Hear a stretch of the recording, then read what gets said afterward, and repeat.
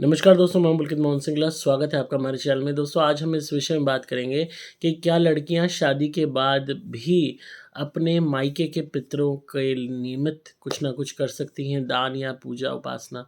दोस्तों, बहुत लोगों का ये सवाल आता है, खासकर बहुत सी महिलाएं कंफ्यूज हैं इस बात को लेकर कि शादी के बाद क्या उनकी जिम्मेदारी अपने मृत परिजनों की तरफ है जो मायके में थे। और बहुत औरतें, लड़कियाँ सोचती हैं कि शायद ऐसा नहीं है, शायद जहाँ वो ब्याह के गई हैं, ससुराल वाले जो भी पितर हैं, सिर्फ़ उसके प्रति उनकी ज़िम्मेदारियाँ हैं कि जो भी नए पितर उस ससुराल के माध्यम से मिलते हैं या जो भी मृत परिजन उस ससुराल में हैं, उनके निमित्त ही ज़िम्मेदारी है, पर ऐसा नहीं है। आज की वीडियो में मैं आपको बताऊँगा कि ऐसा क्यों है कि आपको मायके के परिजनों का भी ध्यान रखने की ज़रूरत है। दोस्तों, होता क्या है, हालाँकि कोई भी लड़की ब्याह के जाती है तो नए घर में नए रीति-रिवाज होते हैं और कोई भी ससुराल वाले अक्सर मायके के मृत परिजनों के निमित्त जो है उन पितरों के निमित्त दान या श्राद्ध नहीं करने देते। ऐसा काफ़ी देखने को मिला है। वो कहते हैं कि जो हमारे घर के मृत परिजन हैं, पितर हैं, उनके निमित्त ही श्राद्ध किया जाए या दान किया जाए। तो ऐसे में अक्सर उनको ये माइंड उनका वॉश किया जाता है कह के कि नहीं, अब तो तुम इस घर की हो तो तुम्हारी ज़िम्मेदारी सिर्फ़ इस घर के प्रति है और इस घर के पितरों के प्रति, घर के परिजनों के प्रति, घर के मृत परिजनों के प्रति। तुम अपना मायका भूल जाओ। अक्सर लड़की को शुरू से ही माइंड वॉश किया जाता है, पराया धन कह के कि ये तो दूसरे घर की है। ये एक बहुत बड़ी गलत धारणा है, गलत सोच है और इसी के कारण और लड़कियों का, औरतों का शोषण होता है। माँ-बाप भी पल्ला झाड़ लेते हैं, भाई पल्ला झाड़ लेता है और ससुराल वाले अपनी मनमानी करते हैं। जब हम बात करते हैं पितरों की, तो पितर आपके वो मृत परिजन होते हैं जो आपसे जुड़े हुए हैं, जिनके कारण ही आपकी आगे की एक पीढ़ी के रूप में आप आगे बढ़ रहे हो। उन्होंने आपकी लाइफ में क्या रोल प्ले किया है या नहीं किया, ये मैटर नहीं करता, क्योंकि आप उस परिवार से ब्लड से जुड़े हुए हो, तो वो हमेशा आपका ध्यान करते हैं, ध्यान रखते हैं। अगर वो आपका ध्यान रखते हैं, ध्यान करते हैं, तो आपसे एक्सपेक्टेशंस भी लगाते हैं। अब कोई भी घर का लड़का है, अगर अपने माँ-बाप को छोड़ के चला जाए वो और किसी विदेश में रहने लग जाए, तो क्या उसके पितर घर के उसका ध्यान नहीं रखेंगे? क्या उसकी मदद नहीं करेंगे कि भई ये तो इंडिया छोड़ के अमेरिका चला गया, तो भई हम तो अब इसका ध्यान नहीं रख सकते, इसका बारे में देख नहीं सकते, सोच नहीं सकते। ये तो जब इंडिया आएगा तभी हम ध्यान रखेंगे। नहीं ना। वो जहाँ भी होगा उसका ध्यान रखेंगे। अक्सर लड़के शादी करके कहीं और न्यूक्लियर फैमिली बना लेते हैं, माँ-बाप को अकेला छोड़ देते हैं, तो भी पितर जहाँ भी किसी भी आप कोने में हो, आपके पितर आपका ध्यान रखते हैं। अब घर के पितर हैं, सारे भाई बँट गए, सबने अलग-अलग कोठियाँ बना ली, तो क्या पितर किसी एक ही के घर में जाएँगे? नहीं, हर भाई के घर में जाएँगे, हर एक से एक्सपेक्टेशंस रखेंगे कि ये मेरे लिए क्या करता है। इसी तरीके से लड़कियाँ जो ब्याह दी जाती हैं, भले ही हमने एक धारणा कर दी है कि वो पराया धन है, पर क्योंकि वो ब्लड रिलेटिव हैं, वही खून जो लड़के के रगों में दौड़ रहा है, वही लड़की की रगों में दौड़ रहा है। तो इसी कारण से वो लड़कियों से भी एक्सपेक्टेशंस लगाते हैं, उनकी रक्षा भी करते हैं, ध्यान भी करते हैं। अब कोई भी लड़की है जो अपने घर में पली-बड़ी है, उसने रेगुलरली पितरों का श्राद्ध होते देखा है, पितरों के निमित्त दान होते देखा है, उसमें बाकायदा रिचुअल्स में पार्ट लिया है, बाकायदा अपने जो भी मृत परिजन हैं, उनके बारे में वो जानती है, तो क्या वो पितर या वो मृत परिजन उस लड़की से आशा नहीं लगाएँगे? बस उसकी शादी हो गई, वो उस घर से निकल गई, इसका मतलब क्या उसकी तरफ जो एक्सपेक्टेशंस थी, वो ख़त्म हो जाएँगी? हम यहाँ इस सांसारिक सोशल दुनिया में हम भले ही दुनिया भर के नियम कानून लगा लें कि भई तुम दूसरे घर की हो, तुम्हारा यहाँ मतलब नहीं है। पर जब हम भौतिक दुनिया को छोड़ के पारलौकिक दुनिया की बात करते हैं, आध्यात्मिक दुनिया की बात करते हैं, तो वहाँ ये नियम कानून सोसाइटी वाले नहीं चलते। वहाँ आत्मा से आत्मा का कनेक्शन देखा जाता है, शरीर से शरीर का कनेक्शन देखा जाता है कि आप ब्लड से रिलेटिव हो, खून से जुड़े हुए हो और वो मृत परिजन तो याद करेंगे ही जो ऑलरेडी जो है उस बच्चे को, उस लड़की को देखते आ रहे हैं कि भई ये हमारे लिए दान करती थी, श्राद्ध करती थी, घरवालों के साथ मिलके या वहाँ खाने को कुछ देती थी। अब इसकी शादी हो गई तो अब हमें पूछ भी नहीं रही।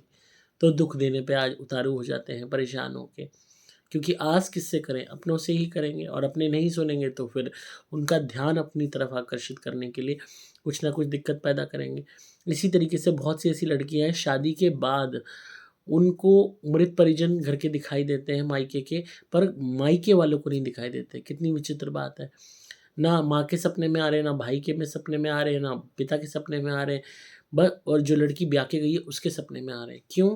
क्योंकि वो उससे अभी भी आशा करते हैं, माँग करते हैं कि भले ही तुम्हारी शादी हो गई है, पर तुम हमें नहीं भूल सकती।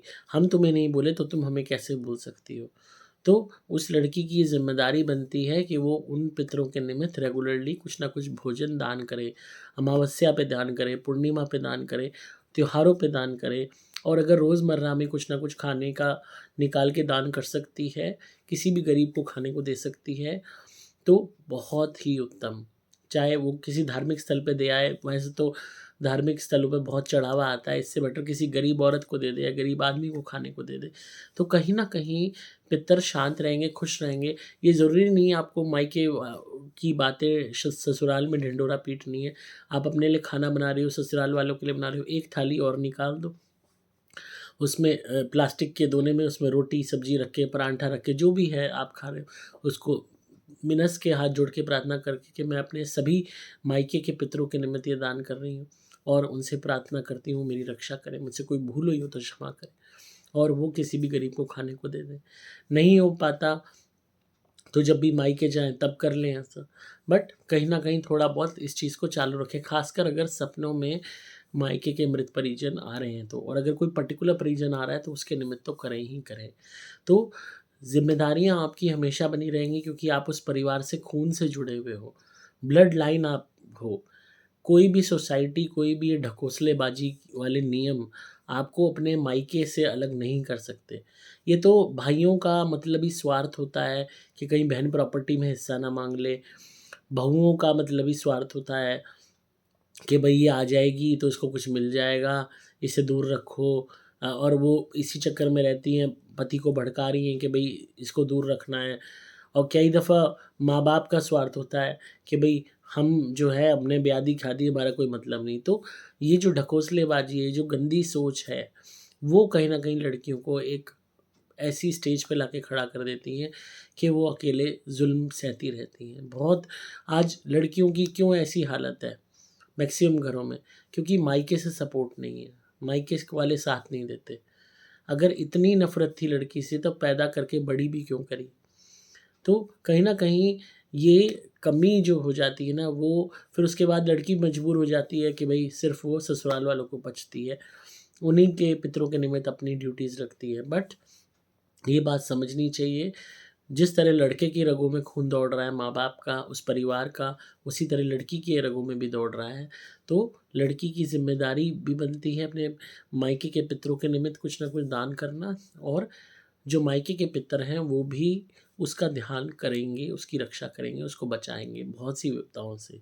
और कोई भी ससुराल वाले हैं उनको भी अलाउ करना चाहिए, एनकरेज करना चाहिए उस लड़की को कि जिस तरीके से तुम हमारे पितरों के निमित्त श्राद्ध कर रही हो, तुम भले ही अपने घर जाके अपने पितरों के निमित्त श्राद्ध कर आओ, या कुछ भी खाने का निकाल के अपने मायके के पितरों के निमित्त भी दान करो। जिससे हर तरीके से फ़ायदा हो, और ये फ़ायदा ससुराल वालों को भी होगा, क्योंकि लड़की खुश रहेगी, सुखी रहेगी, या लड़की कोई परेशान है, या 1 मिनट के लिए पति की तबीयत ठीक नहीं है, उससे टेंशन में है, और वो मायके के पितरों के निमित्त दान करती है, उनसे प्रार्थना करती है मेरे पति को ठीक कर दो, और वो वहाँ से कृपा करके ठीक कर देते हैं या कोई रुका हुआ काम चालू कर देते हैं, तो फ़ायदा तो ससुराल वालों का ही हुआ। तो पितर पितर होते हैं, तो इनकी कृपा असीम होती है, बशर्ते कि आप इन्हें खुश करें और अच्छी भावना के साथ इनके निमित्त दान करें। और अगर फिर भी लगता है पितर खुश नहीं है या शक्तिहीन है, उनके अंदर ताकत नहीं है कि वो आपकी मदद कर सकें, तो ऐसी लड़कियों को, महिलाओं को यही कहूँगा कि आप हमारी सुपर गोल्ड धुनी घर में जलाएँ, ससुराल में जलाएँ, और प्रार्थना करें कि मेरे सभी पितरों को शांति मिले, चाहे मायके के हों पितर, चाहे ससुराल के, उनको शांति मिले। आपकी जीवन ही बदल जाएगा। जितने भी दुःख हैं, आधे से ज़्यादा तो पितर ही ओट लेंगे। इसलिए अपनी ज़िम्मेदारियों को पहचानें और अपने जीवन को सुखद बनाएँ। तो आई होप आपको आज की वीडियो पसंद आई होगी, और बहुत सी महिलाओं का ये डाउट था, बार-बार ये सवाल हर बार ही आता था, तो आज मैंने इस पे वीडियो बनाई है। तो अपने उन लोगों को भी ज़रूर ये वीडियो सुनाइए जो लड़कियों को मायके का नहीं समझते, पराया धन समझते हैं, ऐसे दकियानुसी सोच वालों को वीडियो ज़रूर दिखाइएगा। तो इसी तरह सुनते रहिए, प्यार देते रहिए, सब्सक्राइब कीजिए चैनल को ताकि आपको पारलौकिक और आध्यात्मिक दुनिया का ज्ञान मिलता रहे। आप मंगा सकते हैं सुपर गोल्ड धुनी अपने पितरों की शांति के लिए। आपको सिंपली मोबाइल नंबर 8130331007 पे संपर्क करना होगा। अगर बहुत ज़्यादा गुस्सा आता है या कुंडली में शनि, राहु, मंगल, केतु और चंद्र ग्रह पीड़ित हैं, तो इनके लिए मैं आपको शेरमुखी अभिमंत्रित काढ़ा दूंगा। इसमें शक्ति आती है, ये गुस्सा भी ठीक कर देता है, ग्रोथ भी करना शुरू कर देता है और पापी ग्रहों को, कुंडलियों के, उनको भी शांत कर देता है। हज़ारों लोगों की ज़िंदगी बदल चुकी है मेरा ये कड़ा पहनने से। आप किस बात की देरी कर रहे हैं? तो चाहे आपका छोटा बच्चा है, चाहे बड़ा है, हर प्रत्येक इंसान को इससे फ़ायदा होगा जो इसे धारण करेगा, क्योंकि इसमें शक्ति ही ऐसी देता हूँ जो कमाल दिखाती है। अगर फिर भी नेगेटिविटी की भी संकट है, भूत प्रेत ब्याधा है, तो आप मेरा लॉकेट पहनिए या कवच धारण कीजिए अपनी रक्षा के लिए और घर में धुनी करते रहिए हमारी सुपर प्लैटिनम वाली या सुपर स्पेशल एक्स्ट्रा वाली। हर काम बनेंगे, संकटों से हमेशा आप बचे रहोगे। तो इसी तरह सुनते रहिए, प्यार देते रहिए। डिस्क्रिप्शन में आपको डिटेल्स मिल जाएँगी। मैं हूँ आपका दोस्त पुलकित मोहन सिंगला।